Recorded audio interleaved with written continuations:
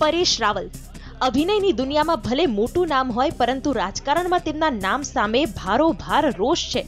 કારણ કે તેઓ જ્યાંના સાંસદ છે ત્યાંની જનતા જેવો દાવો કરી રહી છે કે સાહેબ માત્ર ટીવી પર અને થિયેટરમાં જ દેખાય છે. અમે આજ દિન સુધી જોયા નથી. અમારા વિસ્તારમાં કોઈ એવું કામ નવું થયું નથી. તો આ છે જનતાનો અભિપ્રાય. પોતાના મત વિસ્તારમાં તો તેઓ ક્યારેક જ દર્શન આપે છે. કોંગ્રેસે તો પરેશ રાવલને શોધી આપનાર માટે 51,000નું ઇનામ આપવાની જાહેરાત પણ કરી હતી. બીજી તરફ સતત કેમેરા સામે રહેનાર સાંસદ TV9ના કેમેરા સામે કંઈ પણ બોલવા તૈયાર જ નથી. અનેક પ્રશ્નો છે કે જે તમે પ્રશ્નોને તમે ન્યાય આપી શક્યા હોત, લોકોના સુખાકારી માટે તમે વિચારી શક્યા હોત, પણ ભારતીય જનતા પાર્ટી અને એમના સંસદ સભ્ય પરેશ રાવલ બિલકુલ નિષ્ફળ ગયા છે. 5 વર્ષમાં કોઈ દિવસ પણ લોકોની વચ્ચે આવ્યા નથી, દેખાયા પણ નથી અને કોઈ લોકોના પ્રશ્નોને વાચા આપવા માટે એમના તરફથી કોઈ પ્રયત્નો પણ નથી થયા.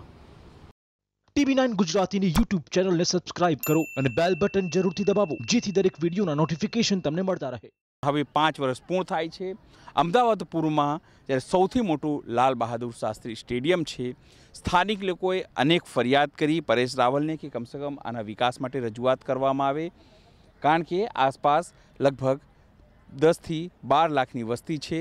જો એ બને, કારણ કે પહેલાં અહીં લોકો ક્રિકેટ પણ રમતા, પરેડ પણ થતી, સરકારી કાર્યક્રમો પણ થતા, પણ ધીરે ધીરે આની સ્થિતિ બગડી અને હવે આ કચરાના ઢગમાં પહોંચી ગયું છે. 5 વર્ષના અંતમાં આમ તો સ્થાનિકો અનેક પ્રકારની ફરિયાદ કરે છે કે તેઓ અહીંયા 5 વર્ષ સુધી દેખાયા નથી. બીજેપીના કાર્યકર્તા જરૂરથી કહે છે કે તેમના બજેટનો લાભ જરૂરથી મળ્યો છે, જ્યારે પરેશ રાવલને તેમણે કામગીરી પ્રત્યે TV9એ વાત કરવાનો પ્રયત્ન કર્યો તો તેમણે સ્પષ્ટપણે ના કહી દીધી.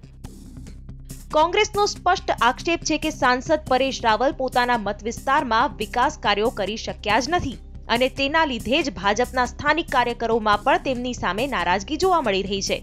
સરકારી ચોપડે તેમણે સાંસદને મળતી ગ્રાન્ટમાંથી 78 થી 80% ગ્રાન્ટ વાપરી છે, પરંતુ વિકાસ કાર્યો દેખાતા નથી. દહેગામનું એક ગામ પણ તેમણે દત્તક લીધું હતું, પરંતુ તે ગામના હાલ જોવાની તસદી પણ તેમણે નથી લીધી. મેટ્રો ટ્રેન, એરપોર્ટ રોડની સુવિધા અને રસ્તા સહિતના અનેક પ્રશ્નો સ્થાનિકોએ રજૂ કર્યા, પરંતુ કામ ન થયું. લાલ બહાદુર શાસ્ત્રી મેદાનના સમારકામની અનેક રજૂઆતો બાદ પણ હાલ જેમનો તેમ જ છે.